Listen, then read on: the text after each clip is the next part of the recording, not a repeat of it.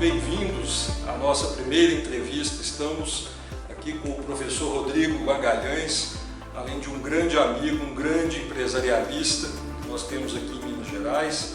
O professor Rodrigo, ele é doutor em Direito pela Pontifícia Universidade Católica de Minas Gerais, professor de doutorado, mestrado, professor também da Faculdade de Novos Horizontes, e nós temos o prazer aqui de visitá-lo para conversar um pouco sobre um tema que está em voga e que eu creio que precisamos aí dos devidos esclarecimentos para que ele seja bem utilizado. Nós vamos falar hoje a respeito do planejamento societário.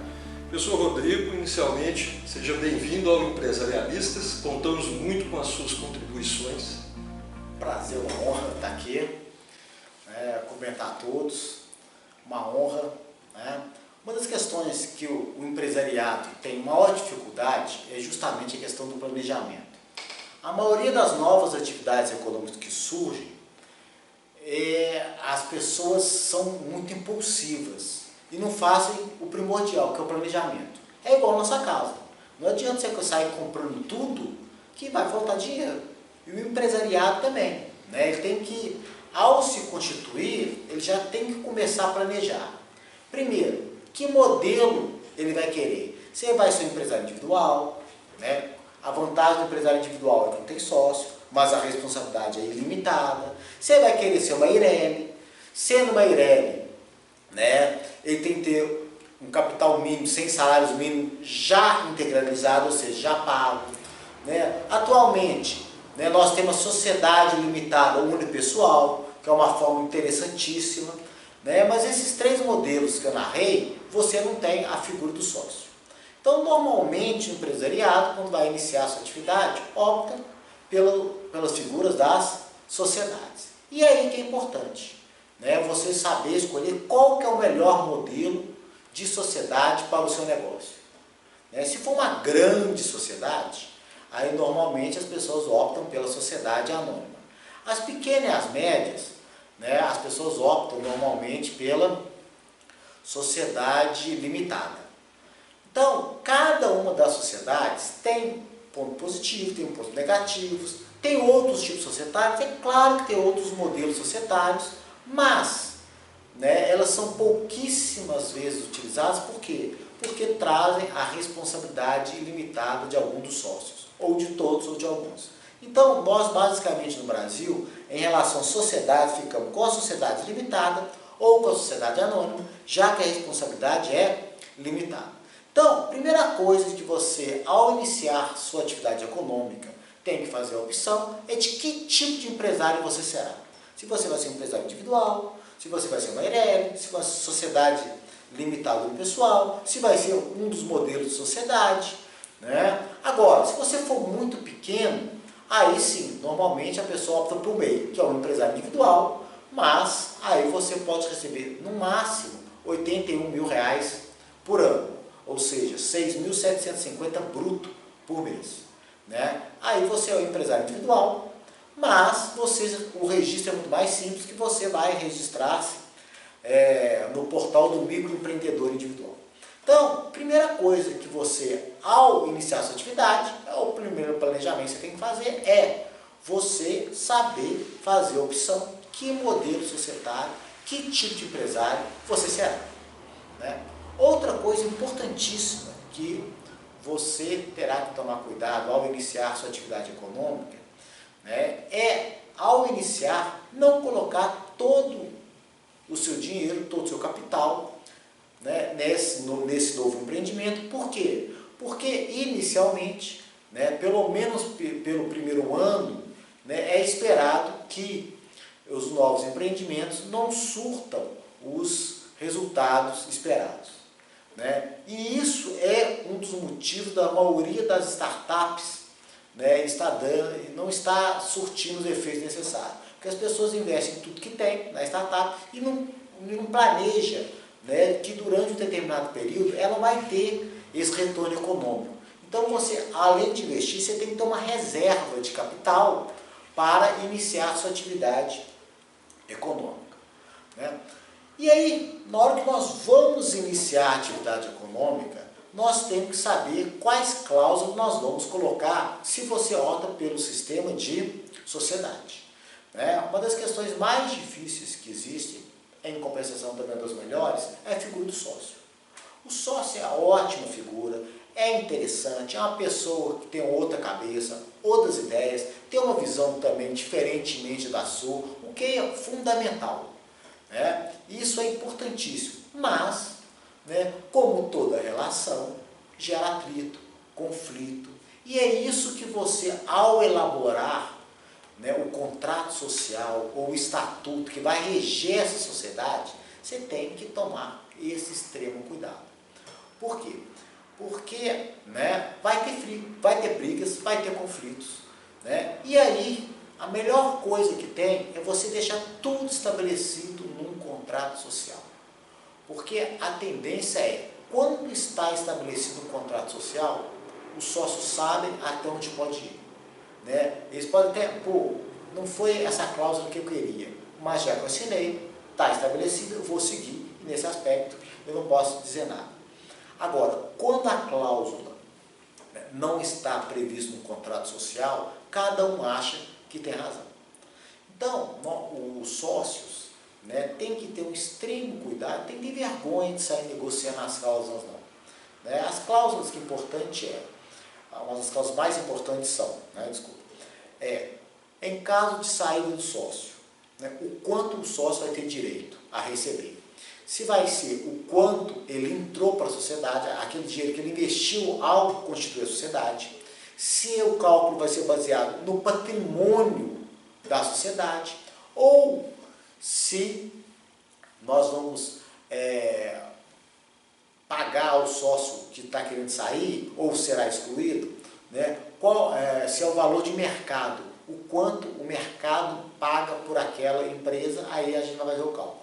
Então, tem três cálculos base que o sócio vai poder escolher ao sair, ao se retirar ou ser excluído da sociedade. Se vai ser o quanto ele entrou, que é baseado no capital social, o quanto a sociedade efetivamente vale, é o valor real, é o valor patrimonial, ou se é o valor de mercado, ou seja, o quanto o mercado valoriza a empresa. Porque se você tem uma empresa, por exemplo, com um baixo patrimônio, mas ele pode falir muito, por quê? Porque a expectativa de lucro, os conhecimentos, o know-how, o contato no mercado, isso pode valer até mais que o próprio patrimônio da empresa. Então, uma das coisas importantíssimas que você tem que colocar no contrato social é o quanto o sócio irá receber se ele sair ou for excluído. Outra cláusula também é importantíssima colocar no contrato são as hipóteses de exclusão do sócio. Prever algumas hipóteses, por exemplo, se um sócio começar a falar mal da empresa, se o sócio for condenado, se tiver uma condenação em primeira, segunda instância, alguns tipos de conduta, algumas notícias que saírem em relação ao sócio, alguma doença que o sócio tiver, pode gerar o caso de exclusão. Isso é outra cláusula importantíssima que você, ao iniciar a sua atividade, você tem que planejar. E a última cláusula que eu acho importantíssima e que também não está previsto como cláusulas essenciais do contrato social, cláusulas essenciais do estatuto, é você prever formas alternativas de solução de conflitos. Hoje em dia o pessoal até fala que não é formas nem mais alternativas, formas adequadas de solução de conflitos, ou seja, você prevê a arbitragem, você prevê a mediação, a conciliação, o angústia, o fact-fitting, como formas de resolver o conflito. Normalmente, as grandes sociedades prevêem a utilização de arbitragem em seu estatuto, no caso sociedade anônima, e no caso sociedade limitada, eles prevêem no contrato social que irão resolver pela arbitragem. Por quê? Porque a arbitragem ela é mais célere do que o Poder Judiciário. A arbitragem, em média, dura 6 meses. E uma demanda no nosso judiciário, infelizmente, demora no mínimo 5 anos. Né? E na atividade empresária, tempo é dinheiro, né? O time is money. Então, quanto mais rápido a gente conseguir resolver essas disputas, essas demandas, essas questões, melhor para o empresariado.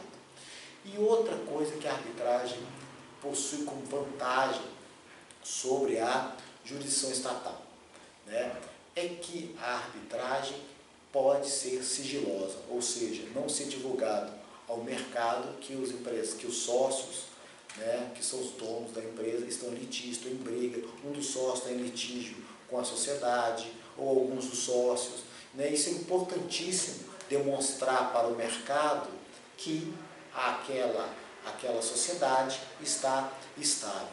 Então, senhores, ao você, né, fazer o planejamento societário, você tem que ter isso no seu estatuto ou no seu contrato, né, social. Né? O quanto o sócio irá receber isso aí, né? Hipótese de exclusão e ainda por cima, além das hipóteses de exclusão, né, a utilização de, normalmente, a arbitragem para resolver os conflitos. Né? É claro que nós temos que olhar cada caso de cada sociedade. A arbitragem possui problemas? Possui. A arbitragem é cara. Né? Além disso, né, o empresariado tem que planejar também o seu crescimento, o seu desenvolvimento. Né? O empresário vai chegar no momento em que ele vai ter que alterar, mudar, né? Fazer alterações no seu plano de negócio, porque uma sociedade é dinâmica, ela acompanha o mercado, e o mercado como tudo é dinâmico. Então, o empresariado também tem que planejar esse salto, essa mudança, esse novo caminho que ele vai ter que seguir. Nós temos vários exemplos de empresas que só vendiam hambúrguer, hoje vende hambúrguer, salada, maçã. Por quê? Porque o mercado a todo momento alterando, mudando, e né, o empresariado também não tem que ter medo de planejar essas mudanças, até mesmo para se manter e crescer no mercado. Outra coisa importantíssima que, né, quem mexe com direito empresarial, é uma demanda que está ocorrendo muito, é o caso de sucessão na empresa. Né? Por quê? Porque nós temos dados estatísticos hoje em dia no Brasil que apenas 30% das empresas sobrevivem à segunda geração e alguns falam 5%, outros falam 3% sobrevivem à terceira geração. Ou seja, né, como nós vamos fazer essa sucessão empresarial? Como que a empresa passa de pai para filho, de filho para neto e ela sobrevive? Por que que isso no Brasil não está ocorrendo? Né? É outra questão que nós, do direito empresarial, temos que nos debruçar e resolver esse problema da sucessão empresarial. Né? Só para os senhores terem uma ideia, mais de 95% das empresas no Brasil são empresas familiares, ou seja, empresas que o pai cria, desenvolve e, no momento futuro, ele vai querer passar para os seus filhos. E seus filhos podem não estar preparados para isso. E aí? Como nós vamos fazer essa sucessão empresarial? Né? É uma questão que envolve muita cultura nacional. Né? O empresariado brasileiro, nossa cultura, não somente empresarial, como nós como um todo, somos uma cultura, né, em que a gente valoriza muito mais o ócio. Então, se você é um empresário bem-sucedido, rico, famoso, né, a empresa caminha bem, é claro que você trabalha de manhã, de tarde, de noite, de madrugada, né, para ter esse sucesso empresarial. E normalmente você não faz seu filho trabalhar tanto assim. Você quer que seu filho tenha uma boa vida. Então, o que acontece? Não é que a empresa vai passar para os filhos não estão preparados, não foram educados e eles não conseguem acompanhar o sucesso do pai e as empresas acabam fechando. Né? Isso acontece com mais de 70% das empresas do Brasil. E o direito brasileiro já começa a trabalhar isso. Como nós vamos fazer que as empresas brasileiras durem mais tempo? Né? Passe de pai para filho e para os avós. Né? E aí começa, né, as discussões, né, de criar, né, dentro da própria empresa, né, um setor, né, onde vão trabalhar os filhos. Outras empresas preferem criar uma holding familiar, que quem vai administrar a holding, ou seja, você pega todo o patrimônio, transfere para uma empresa e essa empresa passa a administrar e distribuir os lucros para os filhos.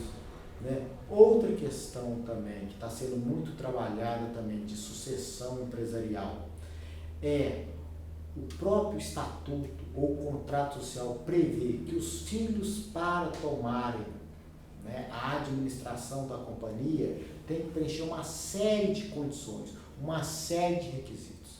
Então, o direito brasileiro, como os empresários, estão começando a se preocupar com o prolongamento da atividade econômica, ou seja, preocupando que a sociedade passa de pai para filho e do filho para o neto, ou seja, o sonho do pai permaneça com seus filhos e permaneça com seus netos.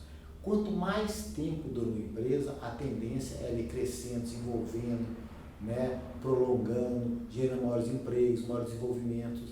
Né? Só para vocês terem uma ideia, no Brasil a média das empresas é menos de 30 anos de duração.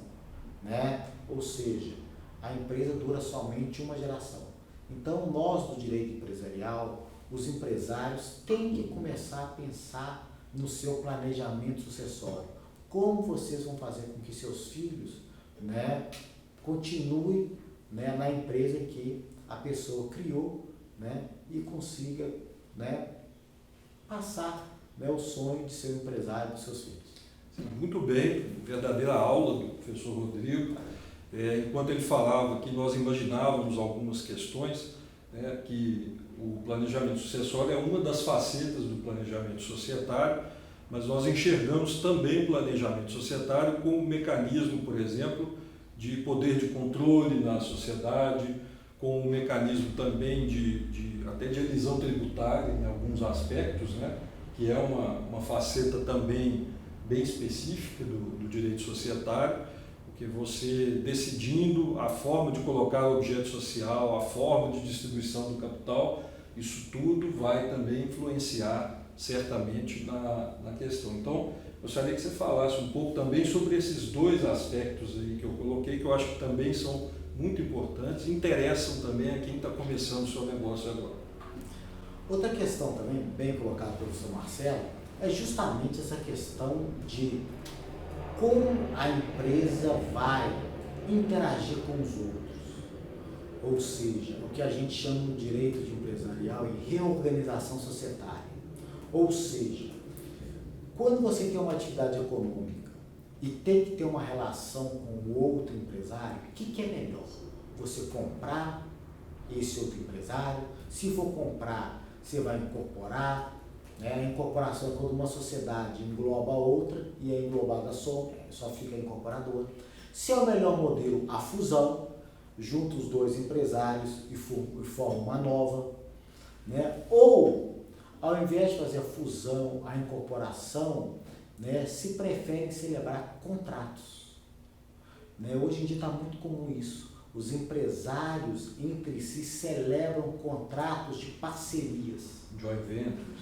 Né? E nós temos vários tipos de parcerias. Né? Nós temos a constituição de subsidiária integral, a constituição de consórcio, que são os modelos mais normais. Por quê? Porque estão tipificados, estão previstos na Lei 6.404. Né? Mas hoje em dia, né, essa relação entre os empresários normalmente está se lembrando entre contratos. É o que a gente chama grupos de fato. Esses que eu falei anteriormente, de subsidiária integral, consórcio, controlada controladora, isso são grupos, né, previstos na nossa legislação, que o pessoal chama de grupos de direito. Né? Mas a maioria dessas relações hoje em dia são grupos de fato. Ou seja, os empresários entre si celebram contratos de uma duração mais prolongada. Por quê? Porque um acaba precisando do outro. Né? A palavra-chave atual do direito é eficiência. Então, o empresário, ao fazer seu planejamento, se vai fazer uma incorporação, fusão, se vai ser um consórcio, se vai ser uma subsidiária integral, se vai ser um contrato atípico. Ele tem que verificar o que é mais eficiente, né? E o que nós estamos verificando atualmente? Nós estamos verificando atualmente o seguinte, que se esse contato com outro empresário for de longa duração, ou seja, você vai ter um contato constante com esse empresário, né? Aí o melhor modelo é você fazer a incorporação, é você fazer a fusão. Por quê? Porque uma atividade se liga à outra, já que uma não consegue sobreviver sem a outra, né? Agora, né, quando esse contato, né, não é previsto para ser de mais de 10 anos, né, a tendência é você fazer um contrato de parceria, né? Por quê? Né? Porque no contrato você tem prazo determinado. E na hora que surgem novas tecnologias, novos modelos, né, talvez aquele seu parceiro já não tenha evoluído o suficiente. E torna-se mais interessante você fazer parceria com os empresários que detêm essa nova tecnologia. Então, ao empresariado planejar, né, essa ligação com outro empresário, né, que o foco hoje do direito empresarial é muito mais isso, é a relação interempresarial, né? O empresariado tem que planejar se esse contato com outro empresário vai ser de longa, média ou curta duração. E dependendo do tempo de ligação, aí vai ser, né, o empresário vai ter que olhar qual que é a reorganização societária melhor para ele, né? Isso é importantíssimo, né? O professor Marcelo está coberto de razão ao tocar nesse assunto. Sim. E alguns instrumentos que nós temos para planejamento societário, especialmente no que tange essa questão do poder de controle, que o professor já tocou no assunto, e a gente enfatiza também exatamente o poder de controle, sendo porque há discordâncias dentro da sociedade e muitas vezes você utiliza mecanismos como, por exemplo, o acordo de cotistas, acordos de acionistas, como um mecanismo de proteção de um determinado grupo dentro da sociedade para que, quando surgir um conflito ou uma dissonância de opiniões, que haja possibilidade de que você consiga fazer prevalecer sua vontade, né? Então, isso também é interessante nessa parte do planejamento. Importantíssimo isso que o professor Marcelo está comentando. No direito brasileiro, diferentemente do direito norte-americano, nós temos sociedades bem caracterizadas com acionista controlador, né? E o acionista controlador, o maior pavor que ele tem é sofrer o risco de perder o controle, né? Então, ele verifica diversos mecanismos para tentar evitar a perda dessa posição dele de acionista controlador. O que está muito em voga hoje em dia no nosso direito empresarial, né, que a gente chama de um instrumento tipicamente brasileiro, né? No direito americano chama-se Points Bills, né, que é a pílula de veneno, e no Brasil a gente chama-se Points Bills invertida, ou seja, a pílula de veneno invertida. Explicar o que é esse mecanismo de planejamento societário que as pessoas fazem. Esse mecanismo é o seguinte, né? Nos Estados Unidos as ações são dispersas no mercado, ou seja, você não tem bem caracterizado quem é o acionista controlador.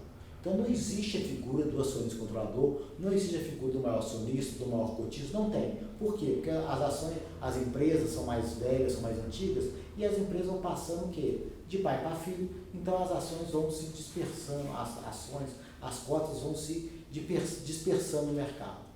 E a preocupação do direito norte-americano é que isso permaneça. O direito norte-americano enxerga isso como uma coisa boa, como uma coisa saudável. Então, eles criaram o que a gente chama de Points Bills, que é pílula de veneno. Ou seja, estabelece o seguinte: se um cotista, um acionista, adquire até um determinado valor de cotas ou ações, não acontece nada com ele. Mas atingindo um valor, por exemplo, 5%, né, ele já começa a perder direito de voto, né, ele já começa as ações dele, né, para ele comprar, tem que pagar mais, ele já começa a perder posições, né, não poder nomear mais de um administrador. Então eles criam mecanismos para que a empresa não tenha bem caracterizado o acionista controlador. É isso que a gente chama de pílula de veneno. O acionista alcançou uma determinada quantidade de ações, quantidade de cotas, né, e aciona esse mecanismo e ele perde direito de voto, se digita determinado número de ações, ele perde direito de nomear administrador, né, começa a perder direitos, de tal forma a desestimulá-lo a querer assumir o controle. Já no Brasil, não. Né, esse poison bills é invertido. Né? O acionista controlador utiliza para não perder o controle. Né? Ou seja, ele coloca no estatuto, no contrato social o seguinte, né? Que ele é o acionista controlador e se algum acionista começar a aproximar dele, esse acionista aproximando, ele começa a perder o quê? Direito de voto, começa a perder a administração da companhia, as suas ações começam a valer menos, ele para comprar ações, as ações começam a valer o dobro do valor. Então, né, o empresariado, hoje em dia, também tem que se preocupar a não perder, né, esse controle. Né, porque na hora que o empresariado atua no mercado, né, ele tem que ter esse cuidado. Porque quando as coisas estão indo bem, a sociedade está ótima, está tudo caminhando bem, tudo fica 100%. E na hora que vem essas questões conflitantes, esse conflito natural, né? Toda relação tem que ter conflito mesmo, faz parte das relações humanas, o conflito. Aí o empresariado tem que estar o quê? Preparado para não afetar, né, a própria sociedade, e se afetar a sociedade pode causar, inclusive, a falência da sociedade. Então o empresariado tem que tomar extremo cuidado para que isso não aconteça. Perfeito. Sobre o acordo de acionistas e cotistas, nós vamos falar isso numa outra oportunidade, com mais detalhes, né? Acho que vai ser muito importante, muito interessante falarmos sobre isso. Mas um outro ponto do planejamento societário, que às vezes é muito vendido por profissionais, que eu acho que você que é empresário aí, tem que tomar um cuidado, muita gente chama de blindagem patrimonial. O professor já deve ter ouvido falar desse nome, eu particularmente não concordo e não acredito nesse modelo, em que muitos profissionais, tanto da área de gestão como da área jurídica, vendem uma possibilidade de uma arquitetura societária que impeça que o credor, no caso de um insucesso da sociedade, chegue ao seu patrimônio. Eu acho que você pode organizar patrimônio, que é também uma das possibilidades, como o professor falou, da holding patrimonial, mas você não pode colocar isso como um objetivo principal. Né? Eu queria que o professor falasse sobre isso também. Outra questão também, deixa a próxima, a gente fala sobre acordos societários, acordo de acionistas, que eu acho um tema também bacana, interessante, mas aí vai prolongar, né, muito tempo. Né? Essa questão agora, que o professor Marcelo colocou, né, é de extrema importância, extrema relevância, né, que é a questão do, como pode dizer, uma melhor forma, que eles chamam de reorganização patrimonial. Essa blindagem patrimonial, Isso. que o professor Marcelo falou, essa blindagem patrimonial. Essa blindagem patrimonial começou no Brasil na década de 90. Né? Verdadeira mania que o empresário tinha, né? Eu tinha pouco tempo formado e a pessoa falou, não, vou montar uma holding. Vou montar uma holding que eu blindo o patrimônio. A melhor forma de blindar o patrimônio é a holding. O que é a holding? Né? E eles pregavam, divulgado no mercado, a holding é o seguinte, você pega parte do seu patrimônio, né? Tira para fora do Brasil, né? E ao tirar para fora do Brasil, você, fora do Brasil, monta uma sociedade anônima. Que é offshore, né? Que é offshore. Né? Monta uma offshore fora do Brasil. Né? Por que é fora do Brasil? Porque no Brasil, todo acionista, né, ao comprar suas ações, tem o nome de quem é o acionista. E fora do Brasil, né, você monta sociedades anônimas e não precisa falar quem é o dono daquela ação. Ou seja, você não sabe quem é o dono da companhia. E aí essa offshore vem para o Brasil e começa a investir no Brasil. E ao começar a investir no Brasil, o que acontece? Se der alguma coisa errada, né, não tem como atingir, né, os sócios. Por quê? Porque você não sabe quem são os sócios, já que todas as ações são ações ao portador, não detém um nome. Isso começou a surgir no Brasil na década de 90. E com os diversos escândalos que surgiram, né, isso ficou, né, mais difícil. Porque hoje em dia, qualquer offshore, ao sair do estrangeiro e vir no Brasil, você tem que colocar um responsável. E ao nomear esse responsável que vai responder por tudo se a offshore, né, causar um dano no mercado. Então, o sistema de offshore, né, começou a ser banido do direito brasileiro. E eles começam, né, hoje em dia, a divulgar o sistema de fundos de investimento. Investimento creditório. O sistema de fundo de investimento é um grupo de pessoas que montam uma pessoa jurídica, como características próprias. A gente depois pode, uma próxima oportunidade, outro assunto legal, importantíssimo, atual, montam um fundo de investimento, e esse fundo de investimento, né, o que ele faz? Ele contrata empresários para fazer atividade econômica. Ou seja, por exemplo, eu e o professor Marcelo, nós queremos construir, né, apartamentos, mas nós não queremos arriscar o nosso patrimônio pessoal, só o que a gente vai investir. Então eu e o Marcelo nos reunimos, montamos um fundo, esse fundo contrata uma construtora, né? E essa construtora que vai construir o apartamento. Se der alguma coisa errada, nós vamos em cima da construtora. Senhores, no direito brasileiro, isso não funciona muito assim não, porque se der algum problema e a construtora não tiver dinheiro, eles vão em cima do fundo. E o fundo, né, no fundo, vão estar estabelecidos quem são os donos. E ao estabelecer quem são os donos, eles podem ir em cima de você sim. Então, você querer fazer a blindagem patrimonial, né, é uma questão que não existe. O direito brasileiro não admite, ainda mais na questão trabalhista e do direito do consumidor. Questão trabalhista e direito do consumidor, né, a base é a proteção do trabalhador e no direito do consumidor, a proteção do consumidor. Então, os tribunais já pacificado isso de desconsiderar a personalidade jurídica e ir sempre no patrimônio dos sócios. Então, hoje em dia, o fundo de investimento diminui o risco? Claro que diminui. Mas impede, inviabiliza? Não. Se querendo responsabilizar, vão responsabilizar. Né? Só para completar, né? Depois a gente, em outra oportunidade, fala sobre o fundo de investimento.